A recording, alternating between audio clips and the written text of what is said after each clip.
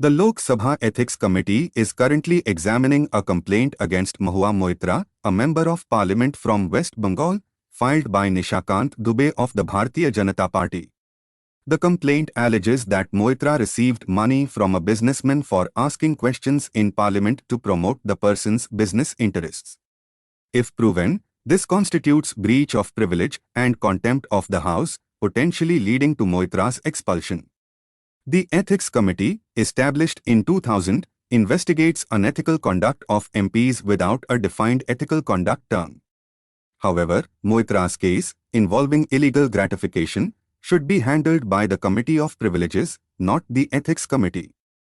The methods used by Parliament in investigations differ from those of the judiciary, relying on evidence analysis and common sense. Additionally, MPs sharing passwords for online question submissions is a practical necessity, and investigating their information sources may lack legal sanction due to their parliamentary freedom of speech. Climate finance plays a crucial role in developing countries' trust in climate change negotiations. The upcoming COP28 meeting in Dubai will address climate finance issues, with developing nations demanding increased mitigation efforts countered by developed countries' failure to meet the $100 billion annual climate finance commitment. The Paris Agreement mandates financial support, but developed countries lack a clear burden-sharing formula. The Green Climate Fund, established to facilitate low-emission, climate-resilient development, faced insufficient contributions in its recent replenishment.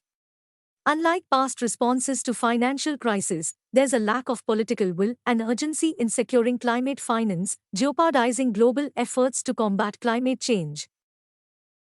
The Supreme Court of India has set deadlines for the Maharashtra Assembly Speaker to decide on petitions seeking the disqualification of members who left Shiv Sena and the Nationalist Congress Party. This move addresses the long-standing issue of speakers' delays in handling disqualification cases due to their political affiliations. The court instructed the Speaker to decide on Chief Minister Eknath Shinde's camp by 31st December and Deputy Chief Minister Ajit Pawar's group by 31st January 2024, emphasizing the need for urgency. The court's intervention aims to counter the partisan handling of disqualification matters, ensuring a neutral and timely resolution. The recent train accident in Andhra Pradesh, resulting in 13 deaths and 38 injuries, highlights the deficiencies in India's railway safety system. The collision between two passenger trains was likely caused by signal jump. This incident follows a major collision in Odisha in June, where 275 people died due to signalling interference. In both cases, the indigenous train collision avoidance system, Kavach, was not in use. Vacancies in operational safety posts persist, despite recent hirings. Experts suggest upgrading signaling, telecommunications, and human resources. Calls for greater accountability, technology implementation, and professional leadership outside the railway system are emphasized, urging a comprehensive overhaul of the railway system. The article discusses the deteriorating situation in the West Bank and Gaza Strip, emphasizing the plight of Palestinians under Israeli occupation. It highlights recent incidents of violence, including the closure of border crossings, evictions, and human rights violations. The author questions the legitimacy of state-sponsored violence in Israeli settlements, criticizes the handling of the Palestinian question, and calls for international intervention, a ceasefire in Gaza, and a referendum for Israelis and Palestinians to choose their future. The article underscores the urgent need for resolution and international action in the Israel-Palestine conflict. The Andhra Pradesh government's education reforms, including English medium instruction, affiliation with the Central Board of Secondary Education, CBSE, and collaboration with international bodies like the International Baccalaureate, IB, face criticism and controversy. The government claims to have spent 63,000 crore rupees on these reforms, with schemes like Jagrana Amma Vodi and Mana Badi Nadu Nedu. Opposition parties, especially the Jana Sena Party, JSP, allege financial irregularities and lack of stakeholder consultation.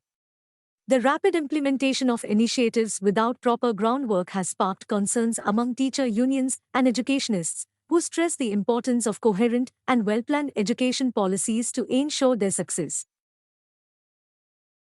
The Annual Survey of India's City Systems, ASICS, 2023, conducted by the Janagraha Center for Citizenship and Democracy, reveals that Indian cities heavily depend on state governments financially. Except for a few states, most need state approval for borrowing money. Megacities have limited financial autonomy and lack directly elected mayors with 5-year tenures. Smaller cities have directly elected mayors but limited influence over finances. Additionally, cities lack control over staff appointments, resulting in high vacancy rates. The report emphasizes the need for greater financial and administrative autonomy for local governments and increased transparency in civic information publishing. The article analyzes the carriage of non-bulk and general cargo by the Indian Railways, IR. In 2018-19, IR loaded 62 million tons of general cargo, but it fell short of projections made by a Rail India Technical and Economic Service study in 2008. The article suggests giving up parcel trains, focusing on moving general cargo in highly time-sensitive, medium time-sensitive, and low time-sensitive categories. It proposes allowing shippers to book individual wagons and encouraging cargo aggregators. The inadequacy of containerization and high haulage rates have hindered the development of the general cargo market for IR. President-elect Mohammad Muizzu of the Maldives has expressed his desire to remove Indian troops from the country, a move that could impact the nation's relationship with India. Currently, 75 Indian military personnel maintain and operate aircraft and helicopters gifted by India to the Maldives. Muizzu's stance aligns with his opposition to the previous administration's pro-China tilt, emphasizing his commitment to Maldives' sovereignty. India has invested $1.4 billion in the Maldives over the past 4 years, viewing the island nation as a crucial partner in the Indian Ocean region amid growing Chinese influence. The Pegasus project revelations about the use of spyware to target individuals in India have highlighted the lack of accountability and action in protecting citizens' privacy and democratic ideals. At least 300 Indians, including cabinet ministers, opposition leaders, journalists, judges, and human rights defenders, were affected by the spyware. Despite evidence of these attacks, the Indian government, executive, and legislative branches have shown apathy, avoiding accountability.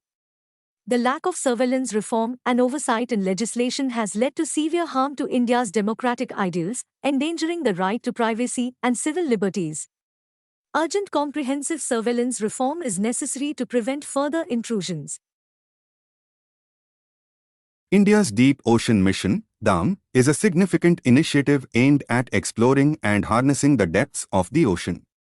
Approved by the Union Cabinet in 2021, the mission has 6 pillars, including the development of technologies for deep-sea mining and a crewed submersible to reach a depth of 6,000 meters in the ocean. The mission, implemented chiefly by the Ministry of Earth Sciences, MOES, involves various institutes collaborating to achieve its objectives. The flagship deep ocean human submersible, Matsya 6000, designed to accommodate 3 crew members and equipped with scientific tools, is a crucial component of the mission. India aims to join other nations like the USA, Russia, China, France, and Japan in successful deep ocean crewed missions through this endeavor.